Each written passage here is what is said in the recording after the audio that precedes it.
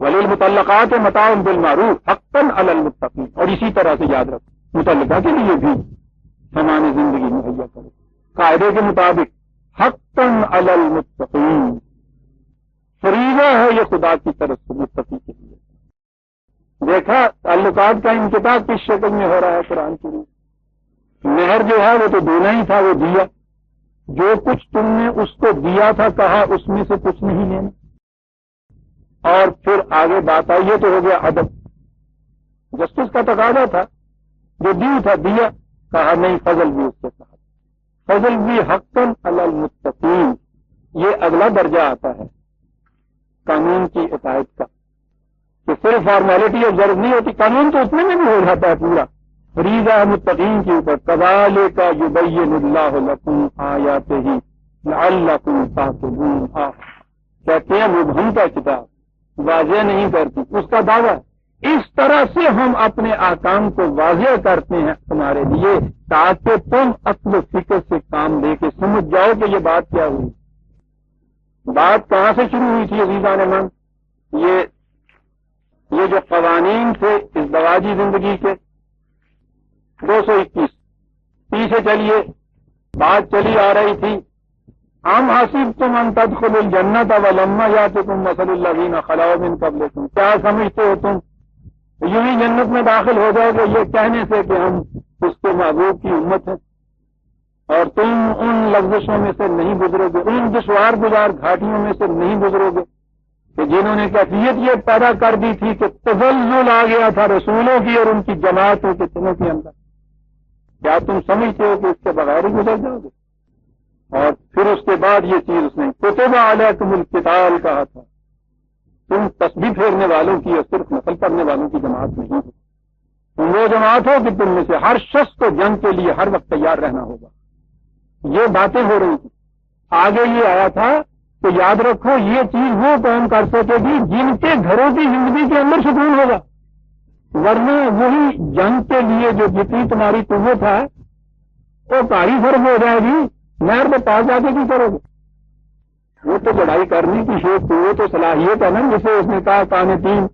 محفوظ رکھو اس مشکلوں کے اندر، وہ جو روز ہی مشکلیں گھر سے کار کی بول رہے تھے، وہ سن 65 کی جنگ میں وہاں جا کے کیا کھلے گا؟ یہاں یہ کہا تھا کہ یاد رکھو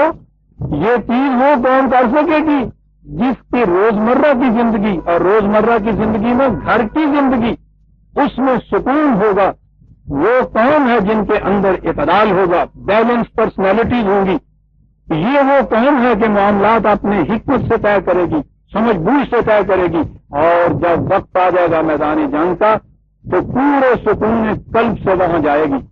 وہاں جا کے بھی اپنا دماغ نہیں کھو دے گی، ہوش و حواس نہیں کھو دے گی۔ پتہ ہے آپ کو قرآن کریم نے جو کہا ہے کہ بدر کی جنگ میں جو قریش کو شکست ہوئی ہے،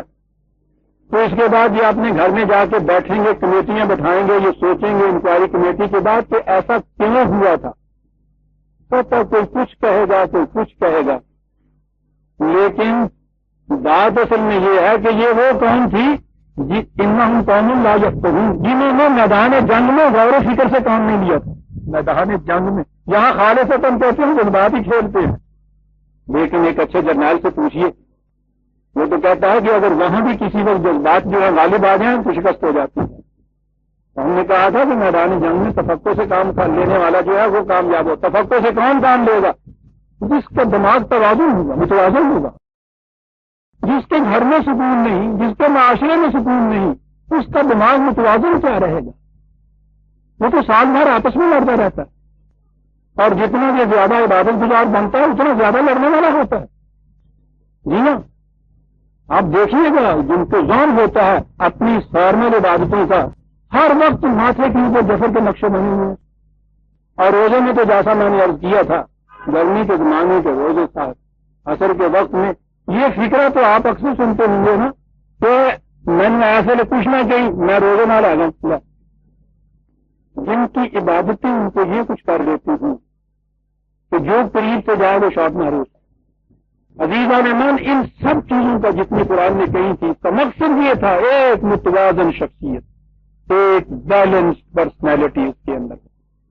اور وہ وہیں پیدا ہو سکتی ہے گھروں کے اندر سکون کی زندگی اگر ہو. یہ وجہ تھی قرآن نے جنت میں داخلے کے متعلق قتال کو جہاد کو شرط قرار دیا. جہاد میں کامیابی کے لیے معاشرے میں عائلی زندگی کے اندر سکون کو پہلی شرط قرار دیا.